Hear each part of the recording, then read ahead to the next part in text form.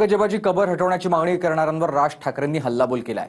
ती कबर ही महाराष्ट्राच्या शौर्याचं प्रतीक असून आपला इतिहास पुसता कामा नये असंही आवाहन त्यांनी केलंय। पाहूया। औरंगजेबाची कबर ही महाराष्ट्राच्या शौर्याचं प्रतीक असल्याचं सांगत ती उखडून टाकण्याची मागणी करणाऱ्यांवर राज ठाकरेंनी सडकून टीका केली। खास करून काही भाजप आणि शिंदेच्या नेत्यांनी औरंगजेबाची कबर काढण्याची मागणी केली होती। औरंगजेब ज्या वेळेला आग्र्यावरून निघालाय, महाराज गेले 1680 साली आणि औरंगजेब महाराष्ट्रामध्ये पोहोचलाय 1681 साली। 1681 ते 1707 27 वर्ष तो महाराष्ट्रात लढत होता। आमच्या संभाजी राजांबरोबर लढला, त्याला क्रूर पद्धतीने मारलं। राजाराम महाराज लढले, संताजी धनाजी लढले आणि आमच्या तारा राणी साहेब लढल्या। एक महाराष्ट्राचे खूप मोठे लेखक होऊन गेले नरहर कुरुंदकर। त्या कुरुंदकरांच्या एका पुस्तकामध्ये फार अप्रतिम वाक्य आहे की मराठे सर्व लढाया हरत होते पण औरंगजेब एकही लढाई जिंकू शकत नव्हता। छत्रपती शिवाजी महाराजांचं निधन झाल्यावरती खरं तर औरंगजेबाने परत जायला पाहिजे होता आग्र्याला, नाही तो इथे का थांबला? एवढा मोठ्या बलाढ्य प्रदेशाचा राजा शहनशाह एका 2.5, 3, 3.5, 4 जिल्ह्याच्या एका राजासाठी इथे ठाण मांडून का बसला? त्याला माहिती होतं छत्रपती शिवाजी महाराजांचं निधन झालंय, मग का ठाण मांडून बसला होता? शिवाजी महाराज तर गेले होते, त्याला शिवाजी नावाचा विचार मारायचा होता जो त्याला जमला नाही। सर्व प्रयत्न केले आणि इथे शेवटी मेला।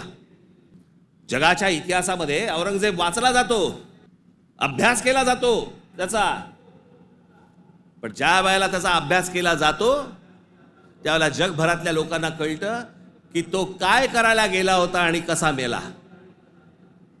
तिथे छत्रपती शिवाजी महाराजांचं नाव येतं जगभरामध्ये। जी कबर आहे ना, जी सजवलेली काढून टाका, कबर नुसती दिसली पाहिजे आणि तिथे एक मोठा बोर्ड लावा, आम्हा मराठ्यांना संपवायला आलेला औरंगजेब इथे आम्ही गाडला गेला। अफजल खानाला तो शिवाजी महाराजांच्या होकाराशिवाय पुरला नसेल। त्याची कबर जी केली आहे ती महाराजांना विचारल्याशिवाय केली नसेल। महाराजांनी सांगितलं असेल निश्चित करा, जगाला कळू दे कोणाला मारलाय।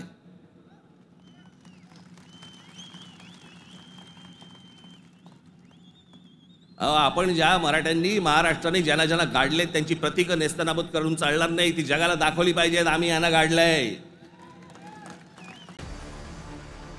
दरम्यान अफजल खानाच्या लढाईचा मूळ वाद हा धर्मावरून होता की नाही यावरून 2 वर्षापूर्वी राज ठाकरेंनी मांडलेली भूमिका आणि कालच्या भाषणातले मुद्देही चर्चेत राहिले। त्यांचं एक भाषण बघत होतो म्हणे, अफजल खान म्हणे इथे आला होता, त्यावेळेला महाराजांनी त्याचा कोथळा बाहेर काढला, पण त्याच्यामध्ये काय हिंदू मुसलमान असं काय नव्हतं। मग पवार साहेब तो कशासाठी आला होता? अफजल खानाचा वकील हा कोणी कुलकर्णी नावाचा होता। अफजल खानाची बोलणी करायला गेलेला छत्रपती शिवाजी महाराजांचा वकील देखील ब्राह्मणच होता।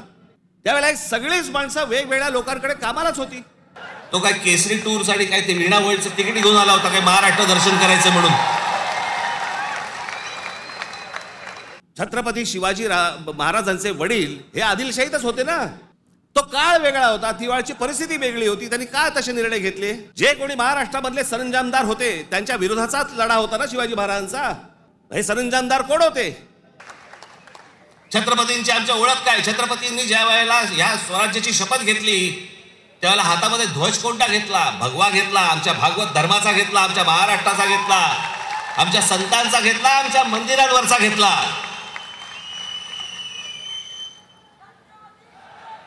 ही लढाई तेव्हा कधी तुम्हाला दिसली नाही का की हिरव्या झेंड्याच्या विरोधातला हा भगवा झेंडा, ही लढाई तुम्हाला दिसली नाही? छत्रपती शिवाजी महाराजांसाठी औरंगजेबाचा जो माणूस आला होता मिर्झा राजे जयसिंग राजपूत हिंदू होता ना। ज्या सिंहगडावरती आमच्या तानाजी मालुसरेंचा आज तिथे मृत्यू झाला ते कोणाबरोबर लढाई झाला? उदयबान राठोड बरोबर ना, राजपूत होता ना, हिंदू होता ना। काय घेऊन बसलोय आपण? कोणत्या काळात जगतो आपण?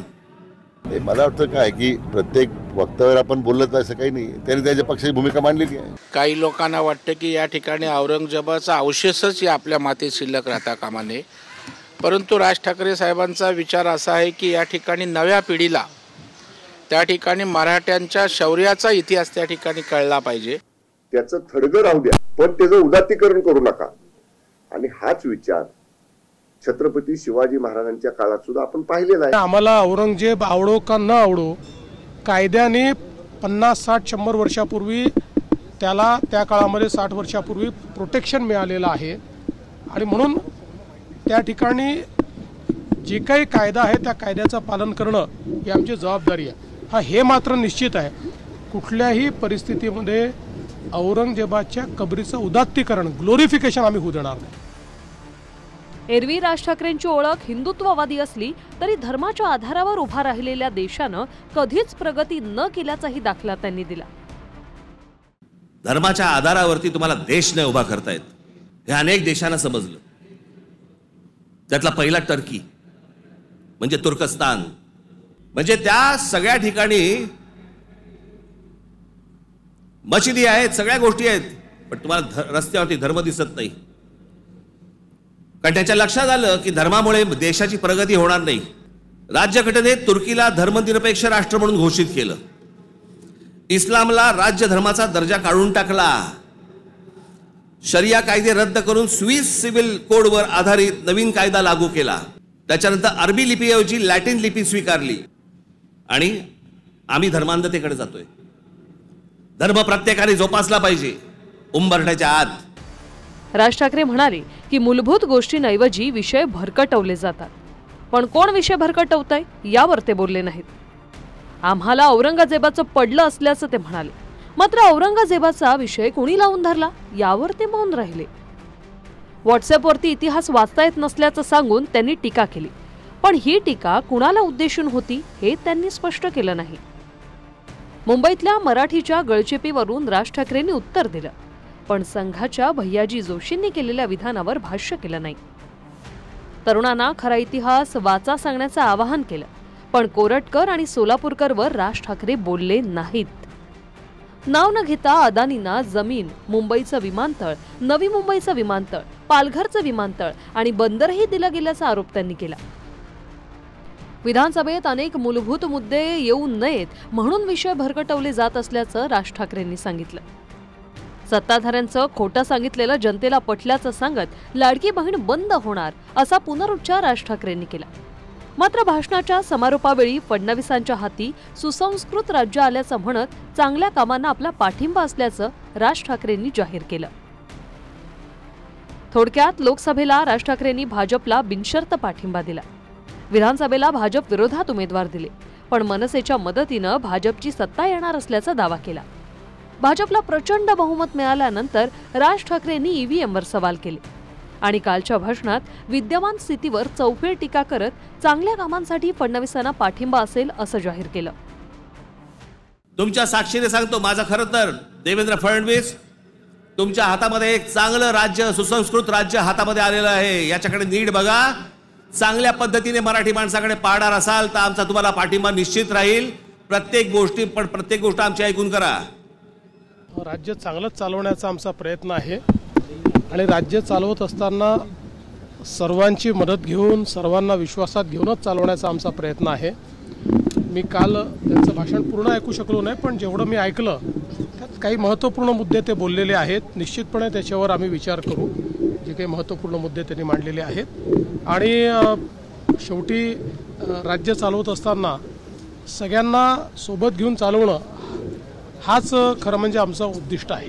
देवेंद्र फडणवीसांनी चांगलं काम केलं तर आम्ही त्यांना पाठिंबा देऊ. ही चांगल्या कामाची यादी त्यांनी जाहीर केली पाहिजे होती. काल त्यांना कोणत्या चांगल्या कामाची अपेक्षा देवेंद्र फडणवीस यांच्याकडून आहे? कुणाल कामरायांचा स्टुडिओ फोडला आणि त्यांना गुन्हेगारांना पाठीशी घातलं, हे चांगलं काम आहे का? मुंबईमध्ये मराठी माणसाची पिछेहाट सुरू आहे. महाराष्ट्रातून उद्योग बाहेर चाललेले आहेत आणि देवेंद्र फडणवीस त्याच्यावरती काहीच बोलत नाही. ते चांगलं काम आहे का? Bureau report, TV9 Marathi.